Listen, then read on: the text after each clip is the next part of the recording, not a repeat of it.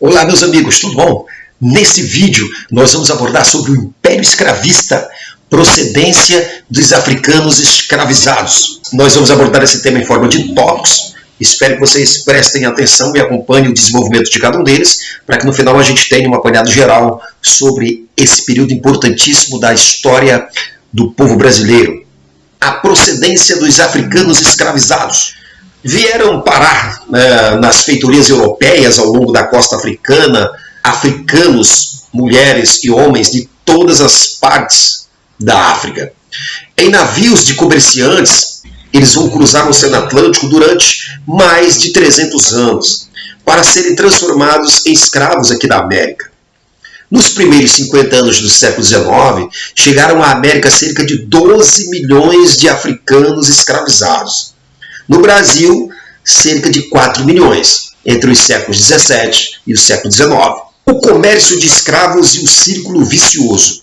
Os escravos eram comprados junto a reis, chefes locais, representantes dos reis na África, e guerras entre reinos, aldeias, cidades sustentavam o tráfico de escravos no Atlântico. Qual era o círculo vicioso? Mais guerras, mais prisioneiros, mais escravos, mais poder. Começava de novo, mais guerras, mais prisioneiros, mais escravos, mais poder econômico, mais poder político. Então, surgiram reinos a partir do tráfico de escravos, como por exemplo o reino de Daomé. Áreas de procedência de escravos no tráfico atlântico para o Brasil, final do século XVII e primeira metade do século XVIII. Bantus e sudaneses. Da África Centro-Ocidental, nós vamos ter o Congo e a Angola como as regiões que vão mandar a maior parte dos escravos para o Brasil. Virão várias etnias, línguas distintas, mas do mesmo tronco linguístico, o banto. Já da África Ocidental, mais especificamente da costa da Mina, nós vamos ter a vinda de 90% dos escravos para a Bahia dessa região. Vai haver aí uma série de conflitos entre muçulmanos, aumentando o número de prisioneiros para o tráfico do Golfo do Benin, de Lagos, Nigéria, e de ajudar Benin. Identidades afro-brasileiras. Os escravos não eram chamados de africanos, e sim pelo nome de sua localidade africana. Os escravos da África Centro-Ocidental eram denominados de Angolas, Congos, Mojos, Caçangues, Benguelas e outros nomes. Já os escravos oriundos da África Ocidental, eles eram denominados de Minas, Haussás, Calabares, Jejés, Yorubás e Nagôs.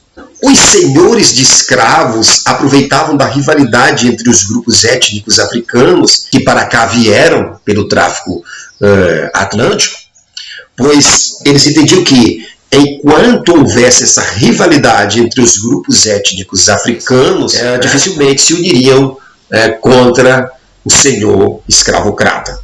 Portanto, essa rivalidade era até alimentada pelos senhores de engenho. Os espaços urbanos nas cidades ocupados por etnias africanas. Em Salvador, os escravos de ganhos e os libertos se reuniam em cantos. Cada canto tinha um capitão de canto, que carregava um bastão, símbolo de sua autoridade.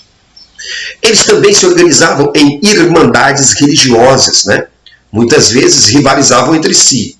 Algumas etnias não aceitavam outras, mas essas irmandades religiosas elas eram importantes porque elas prestavam auxílios nas doenças, na invalidez e na morte. Características da população escrava do Brasil. O crioulo era o escravo nascido no Brasil, que sabia falar o português, conhecia as regras da servidão e, portanto, eram os preferidos dos senhores de engenho.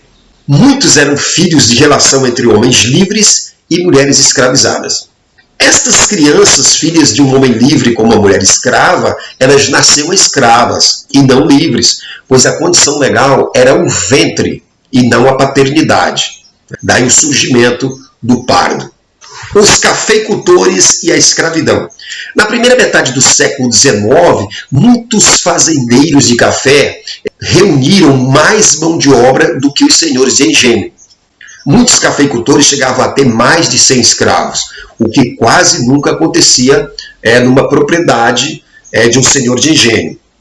Com o fim do tráfico de escravos em 1850, isso fez com que o preço do cativo aumentasse ainda mais, concentrando, portanto, a posse do escravo na mão de poucos senhores. Ocorre, portanto, a criolização, que é o quê? O aumento do escravo nascido no Brasil, né? E diminui o escravo de nação, né? Que era como se chamava o escravo nascido na África. E estes passavam a ser chamados agora de africanos. O combate ao tráfico de escravos pela Inglaterra. Em 1807, a Inglaterra vai proibir em suas possessões coloniais na América, né? E vai concentrar esforços para abolir o tráfico negreiro de seu principal aliado, Portugal. Nos tratados com Portugal de 1810 foram delimitadas as áreas da África que ainda poderiam resgatar escravos. Em 1815, no Congresso de Viena, foi decidido que não poderia mais haver tráfico ao norte da linha do Equador. A escravidão e independência, Dom Pedro I e os ingleses. Para reconhecer a independência, a Inglaterra exigia os tratados de 1810 e demais acordos para a extinção do tráfico negreiro.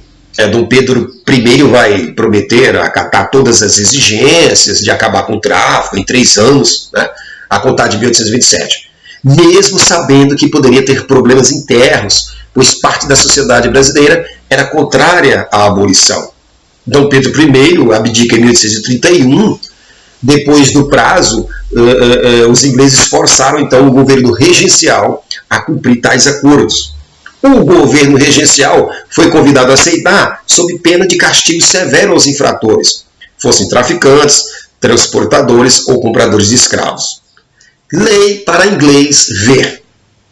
A lei de 1831 não funcionou no Brasil. O tráfico continuou clandestinamente, não havia fiscalização, não havia punição. Pelo contrário, havia um acobertamento até por quem devia fiscalizar. Alguns navios foram capturados, mas seus encarregados acabavam sendo absolvidos, né? E a economia agroexportadora do Brasil inviabilizava a defesa até mesmo de liberais ilustrados e religiosos que defendiam o fim da imoral, violenta e desumana escravidão.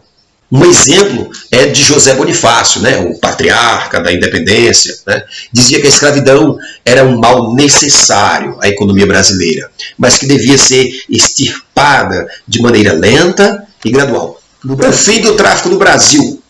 Embora ilegal, o tráfico continuava a todo vapor. Os ingleses se limitavam a capturar navios negreiros no Atlântico, em águas internacionais. Mudaram-se os portos de embarque de escravos para o norte e sul de Luanda, né? Navios ingleses e franceses patrulhavam a costa africana, em especial Luanda. Em 1845, acabou o prazo fixado em 1826 entre o Brasil e a Grã-Bretanha para o fim do patrulhamento inglês. Os traficantes brasileiros agora ficaram livres para traficar. A Lei Aberdeen de 1845. O parlamento inglês aprovou a Lei Aberdeen, que considerava o tráfico de escravos como um crime de pirataria, passível de ser julgado por crime por qualquer nação, independente de acordos internacionais. A Inglaterra jogava pesado. Essa lei causou pânico entre os brasileiros envolvidos com o tráfico, né? Os traficantes brasileiros consideravam isso uma intromissão, uma ofensa à soberania e à independência do Brasil. A Lei Eusébio de Queiroz de 1850, o fim do tráfico. Em 1850, o parlamento inglês decide ampliar a repressão aos navios brasileiros, perseguindo e capturando navios, mesmo em águas brasileiras. Em 4 de setembro de 1850, o ministro conservador Eusébio de Queiroz optou em não guerrear com os ingleses, mas em proibir o tráfico negreiro. E a Lei Eusébio de Queiroz, de 1850, foi aprovada e agora ela proíbe o tráfico no Brasil. Houve ainda mais de 5 anos de desembarques ilegais, mas o governo brasileiro agora começa a punir os infratores. Bem, esse foi um vídeo sobre a procedência dos escravos africanos no Império Escravista do Brasil. Espero que vocês tenham compreendido, assimilado, ampliado o conhecimento e, portanto, seria justo dar um like e se inscrever no canal. E até a próxima!